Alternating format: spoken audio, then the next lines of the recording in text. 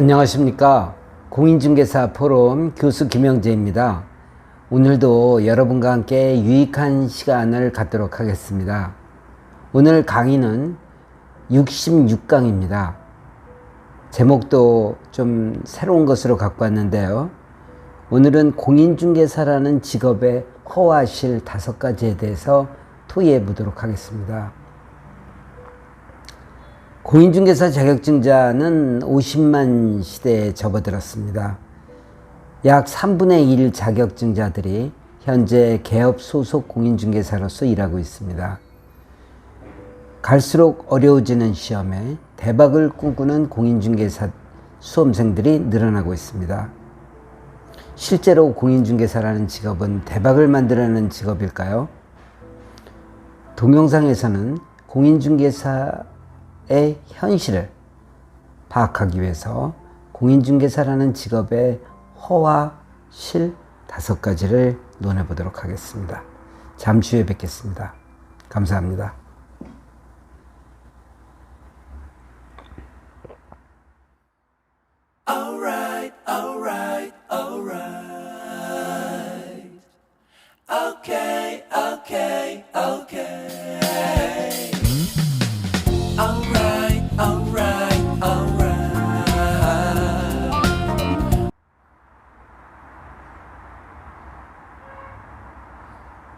안녕하십니까.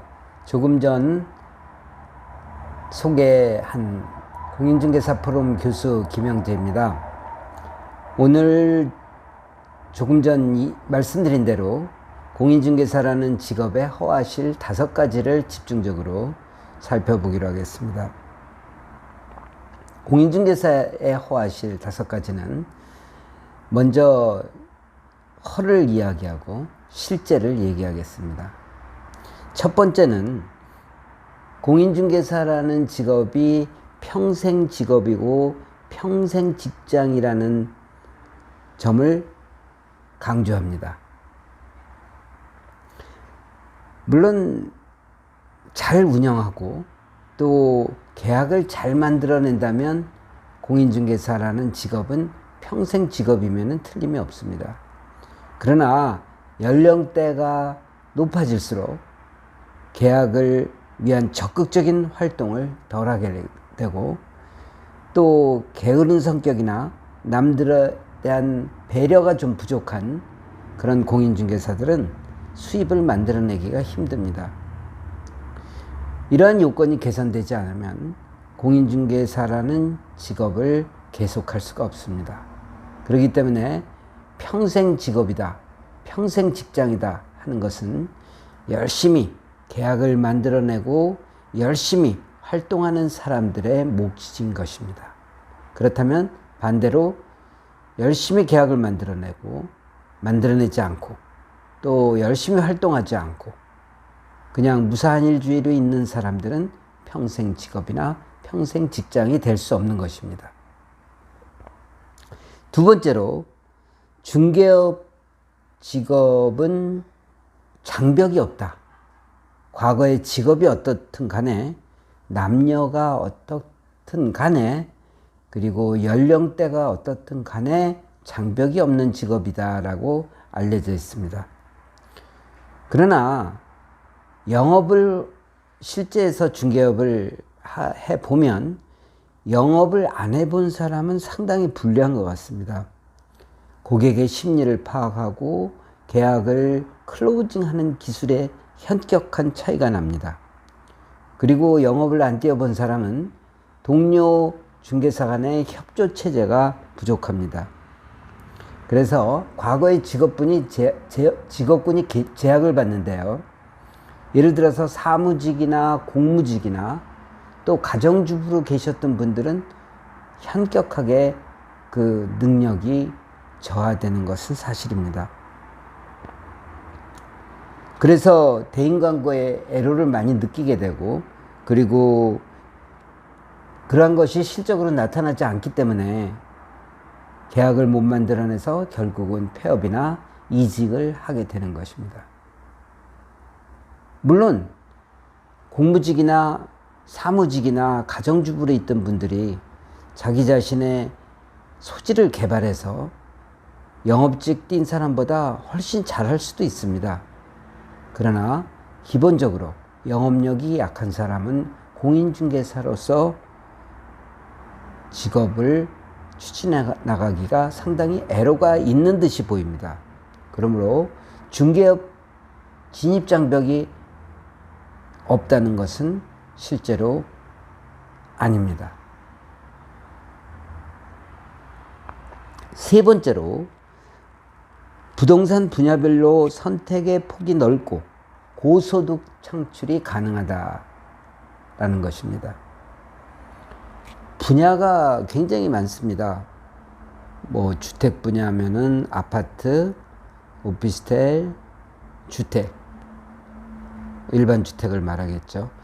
이런 주택 분야가 있는가 하면 상가, 건물, 토지, 분양권, 시행 이런 것까지 다양하게 있을 수 있습니다.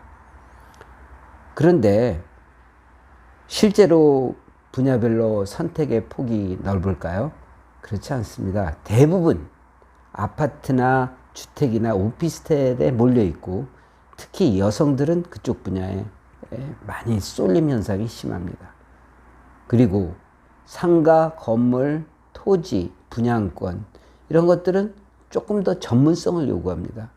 전문성을 요구하기 때문에 물론 그 분야에 근무하는 사람이 많이 있지만 진입장벽이 그만큼 더 높은 것입니다.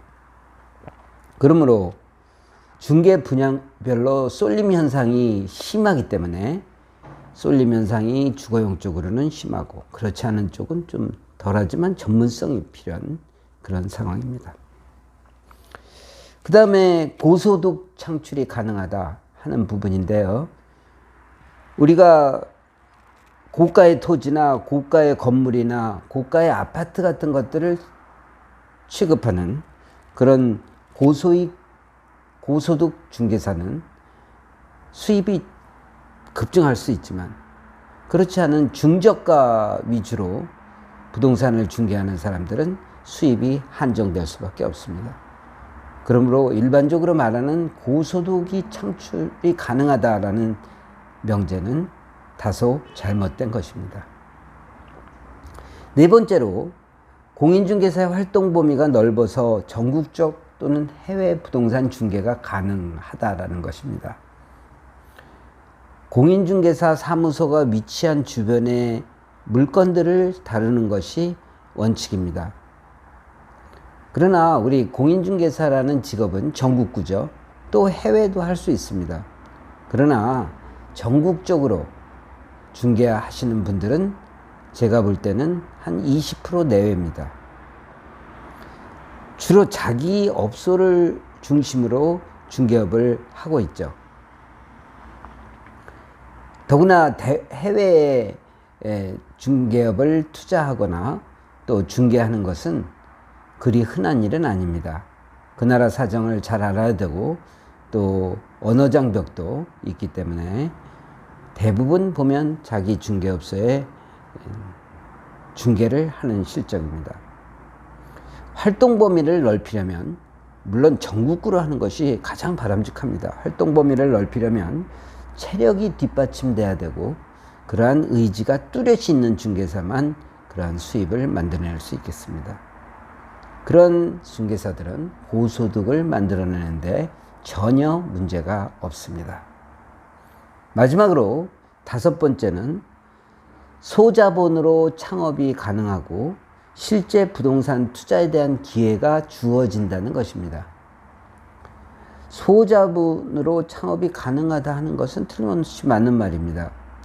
뭐 자격증만 있으면 개설 등록을 할 수 있고 개설 등록을 하면 사업자 등록을 내고 뭐 도장만 찍으면 되니까요.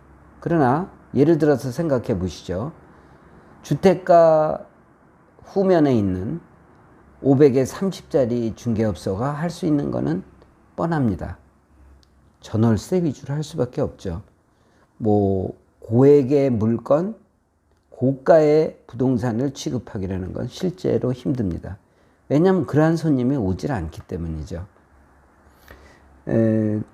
그러나 인테리어가 어느 정도 되고 또 위치도 좋고 또 깨끗한 건물 같은 기본적인 조건을 구비하려면 어느 정도의 투자 자본이 필요합니다.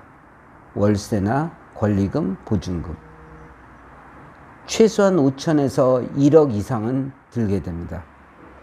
그러므로